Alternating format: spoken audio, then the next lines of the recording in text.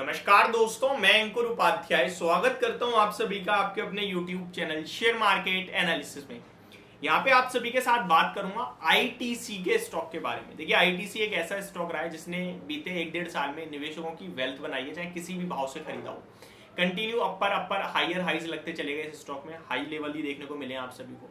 इस बीच में रिसेंटली एक कॉर्पोरेट एक्शन कंपनी ने अनाउंस करा, तब स्टॉक का भाव अराउंड 500 रुपए था और उस कॉर्पोरेट एक्शन के बाद से शेयर के प्राइस में गिरावट आई और नीचे 440 रुपए तक स्टॉक नीचे में आता हुआ दिखा, लेकिन दोबारा से स्टॉक ऊपर जाने लगा है। अब ऐसे में निवेशकों का सवाल है, क्या भाई ये खरीदने का मौका है या फिर ना खरीदे? इसके ऊपर बात करेंगे इस वीडियो में।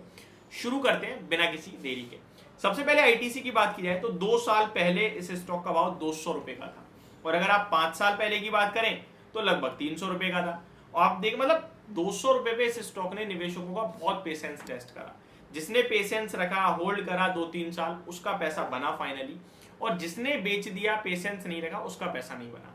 मैं हमेशा कहता हूं शेयर बाजार पूरा पेशेंस का खेल है, धैर्य का खेल है। अगर यहाँ पे आपने पेशेंस रख लिए तो पैसा बन जाएगा। गिरावट में खरीद लिया तो जल्दी और ज्यादा बड़ा पैसा बन जाएगा। तेजी में खरीद रहे हो तो कब पैसा फंसेगा पता नहीं चलेगा आपको। ये स्टॉक एक ऐसा था जिसके फाइनेंशियल सबको पसंद थे। हर एनालिस्ट इस स्टॉक को लॉन्ग टर्म के लिए रिकमेंड करता था, लेकिन इस शेयर में किसी का पैसा नहीं बन रहा था। और जब बनना शुरू हुआ तो लोगों को भरोसा नहीं हुआ और बहुत देर हो गई समझते समझते कि ये खरीदना चाहिए। अभी 450 का हो गया है, 200 वाला डबल से ज्यादा हो गया। रिसेंटली कंपनी ने कहा कि हम अपने होटल बिजनेस को डीमर्ज कर रहे हैं, जिसके लिए सारे निवेशक, सारे बड़े एनालिस्ट, एफआई, डीआई सब लोग चाहते थे कि ये डीमर्जर हो जाए। ये डीमर्जर हो जाए, इसके पीछे का रीजन ये था, सब लोगों के चाहने के पीछे का, कि जो आईटीसी है उसका सबसे बड़ा जो कारोबार है वो सिगरेट का कारोबार है। फिर एफएमसीजी, पेपर और भी बहुत है, लेकिन सबसे बड़ा कारोबार सिगरेट कारोबार है।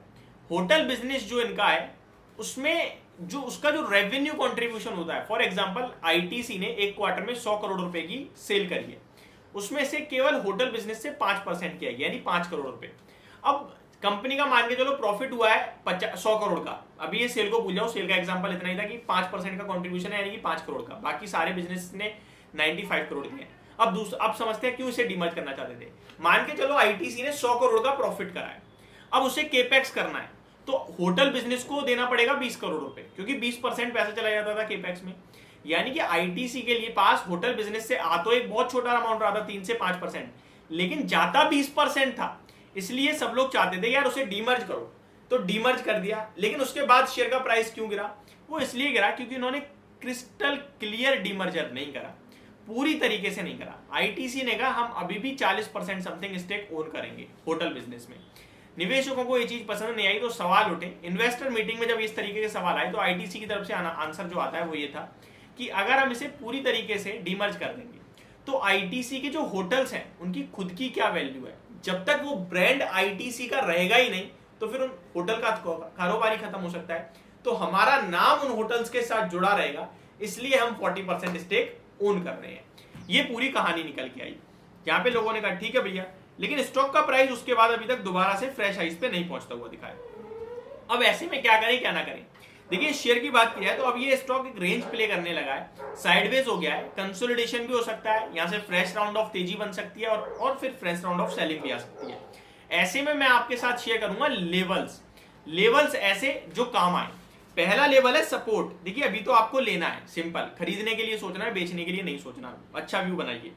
खरीदना है 448 पे ले लिया मान के चलो आपने, अगर कोई गिरावट आ जाती है 435 तक तो वहां भी ले लिया आपने, ठीक है। 448, 435, 30 ये 2 लेवल हो गए खरीदारी के लिए।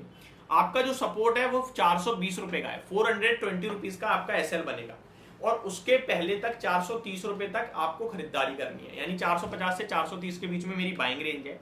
420 का मेरा एसएल है क्लोजिंग बेसिस पे, और मेरा ऊपर में लक्ष्य, पहला छोटा लक्ष्य 480 रुपए का है, दूसरा 500 रुपए का है, जो कि इस स्टॉक का 52 वीक हाई हो जाएगा। और इनकेस अगर ये 52 वीक हाई लगाता है तो फिर फ्रेश तेजी बन रही है, चलने देंगे, जहां तक जाएगा देखेंगे, उसके बाद ही कोई डिसीजन लेंगे। कंपनी की बात की जाए तो 3 दिन पहले कंपनी की तरफ से एक बड़ी अनाउंसमेंट आई है, जहां पे कंपनी ने कहा है ITC invest close to ₹3000 crore in welcome hotels Sri Lanka. 3000 crore company ने इन्वेस्ट करा है श्रीलंका के वेलकम होटल में। Official data from Reserve Bank of India shows that in July, ITC invested $20 million in Welcome Hotel Lanka private limited equity, ये company की तरफ से खबर आते हुए दिख रही है। होप आपको ये पूरी जानकारी समझ और पसंद दोनों आई होगी। Thank you so much for watching this video. Have a great day guys.